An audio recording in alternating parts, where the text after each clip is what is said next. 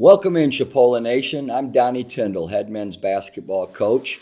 Got a young man here with me, our star power forward, right, Matthew? Matthew Yes, Webster, who's a sophomore. Matthew's going to give you a little bit of his playing history and where he's been throughout his high school and college career to this point. But let me give you a quick update on our team. We're currently 5-1. We're ranked 3rd in the state, and we're ranked 16th in the country overall. We got a big 5 or 6 games ahead of us here as we head into the break. And Matthew, let's get started. Tell our fans a little bit about yourself, where you're from, where you went to high school, your first couple years of college, etc. So I'm from originally from Dade City, Florida, but I went to high school. I went to Carrollwood Day School, and then at a high school I went to FAMU for my first 2 years. I redshirted my first year, and then I played my second year. Then I came here to Chipola. Okay. And when in high school, Matthew, on your teams, did you guys make a deep run in the state tournament any year? So I went to Bishop my junior year, and we went to the state championship that year. But my senior year, we didn't make it. Who beat you in the state championship game? Calvary Christian. Okay. How many points do you have in that game? I have 14 points. How many rebounds, more importantly? We talk about rebounds a lot, right? I only had 8. 8 rebounds. All right. Well, that's a pretty good run. And then your senior year, I know you had a lot of individual honors, and you chose FAMU. And I know the coach that recruited you and coached you, Coach Robert McCullum, who's an outstanding coach and a great person, been a friend of mine for a long time. And when I talked to Coach McCullum about you when you were considering coming to Chipola, he had nothing but great things to say about you and your work ethic and your time there at FAMU. And then when you were looking to leave, okay, because you redshirted as a freshman, played as a sophomore, what made you pick Chipola, Matt?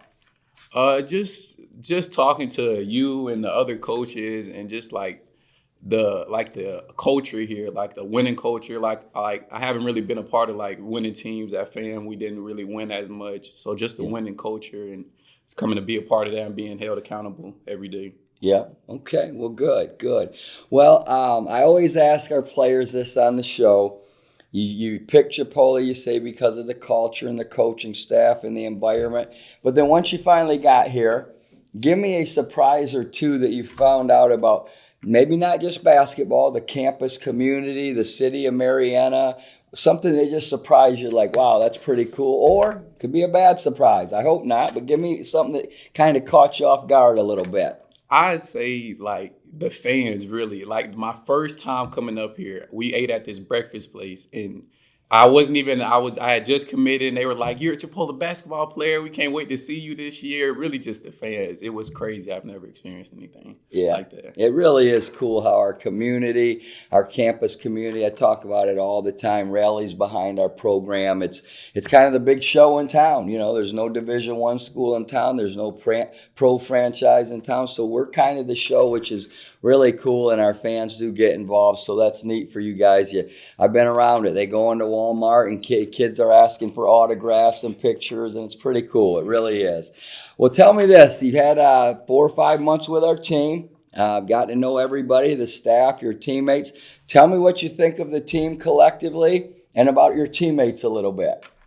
I think collectively as a team, like we started off, we had a little slow start, one bump, but I feel like we got it together. And my teammates, I love all my teammates, but I know we're going to get it together. And with all our pieces missing, once we get all together, I feel like nobody's stopping us. Good. Well, tell me this. I always say, who's the jokester of the team? Could be you. I don't know. But who's the funny guy of the team? I say it's between Friendly and Grace, really. Okay. Well, Friendly makes you laugh just saying his name, right? We all know how crazy Friendly is, and Grace is kind of sneaky funny. You know, he's not like that around me a whole lot, but I've heard he's a prankster. All right, tell me this. Who's the best dancer on the team, Matthew?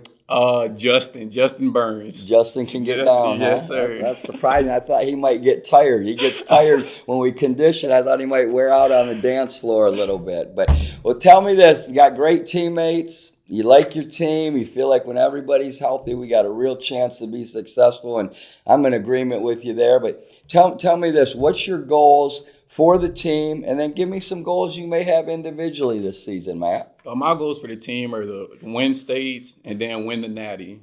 And then for individually, I just want to I say really, I'll be panhandle, make the All-American, and help my team however I can to win games. Yeah, well, good. Those are good goals, and again, I think those team goals. We've got a group of guys that really are into the team, and when you ask them about their individual goals, usually it comes right back to the team type stuff, like you just said, and so that's good. We just had some guys banged up, and you actually were out a little while with your finger. Your finger's back doing fine now, sir. right? Yes, sir. And so I think when we get everyone healthy, we will have a real chance. But I always give the players a chance to ask me a question or two. Nothing too tricky, Matthew, but you have a question for Coach DT? Yeah, I actually do have a question. So if we're in practice and you tell us to do one thing and we go out there and mess it up, what's going through your mind through that time? Well, we can't say exactly what's going through my mind on air, right? But, I think my mom was a teacher.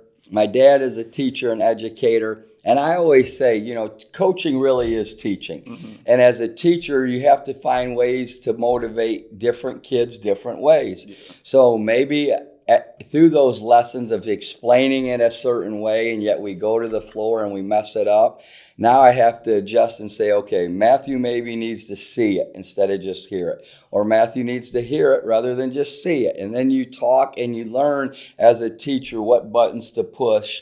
And I think that all comes back to relationships. As you get to know each player individually, you understand what motivates them, how they learn the best.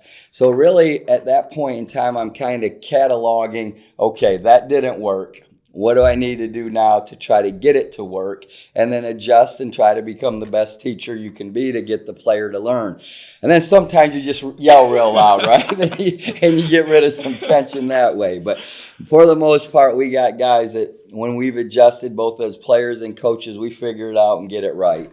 All right, last question before we talk about upcoming important dates. Give me a person, or maybe it's persons, that's been the most impactful to you, not just in basketball, but in your life in general, that you have really helped mentor you and guide you as you've come up through high school and college?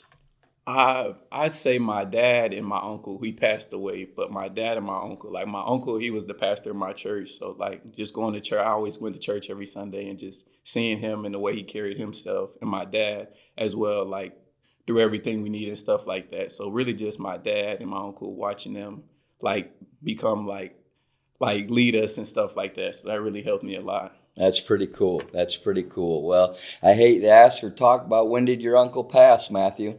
Last year. He passed last year. Okay. Well, I'm sure he's looking down on you and proud of you. And, Matthew's parents were great in the recruiting process. They're very professional people who I know you've leaned on a lot as well. So we're glad you trusted us with your son.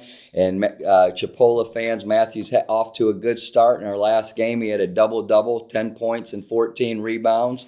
So we hope he'll continue to build on that and lead us to the goals we've talked about. But we've got some upcoming dates here. Tonight we play Central Georgia at home at 7 p.m. Wednesday night tonight. And then next week we go to Pensacola, and we have a lot of fans that travel with us for 3 big games. We're going to play Lamar Port Arthur on Monday. We'll play Jones Junior College out of Mississippi on Tuesday. They're ranked 4th in the country. And then we'll play Trinity Valley Community College out of Texas on Wednesday. They're ranked 3rd in the country. So, and coached by former Chipola coach Greg Heyer, who we know is a great coach and always has great teams. So we've got a big, exciting week ahead of us. A lot of work to do, but we're looking forward to it. We've had great attendance thus far at our home games. We really, really appreciate our fans being out there to support us. And the last thing we'll say from Matthew, myself, and our team, if we don't get a chance to talk to you again before Thanksgiving, have a wonderful holiday, and we sure appreciate you a bunch. Go Indians.